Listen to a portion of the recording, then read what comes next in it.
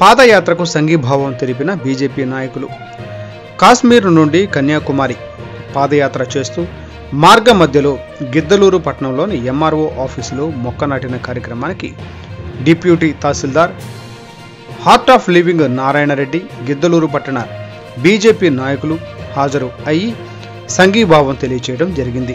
ఈ కార్యక్రమంలో భారతీయ జనతా పార్టీ జిల్లా ఉపాధ్యక్షులు Bhavanasi Venkata Ramanjaneyulu, assembly co convener గుమ్మా రాముడు, గిద్దలూరు పట్టణ అధ్యక్షులు అపిశెట్టి ఉదయ్ శంకర్, పట్టణ ఉపాధ్యక్షులు కొప్పరపు నాగేశ్వరరావు, పట్టణ జనరల్ సెక్రటరీ మునగ నూరి రామకృష్ణ, రూరల్ మండలం అధ్యక్షులు కె తిరుపాల్ రెడ్డి మరియు పాత్రికేయ మిత్రులు పాల్గొనడం జరిగింది.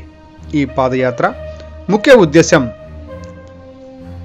భారతదేశం ఆర్థిక అభివృద్ధి చెందాలని, సుభిక్షంగా ఉండాలని, యువత ఆయురారోగ్యాలతో ఉండాలని కోరుకుంటూ పాదయాత్ర చేస్తుండడం చాలా సంతోషకరం.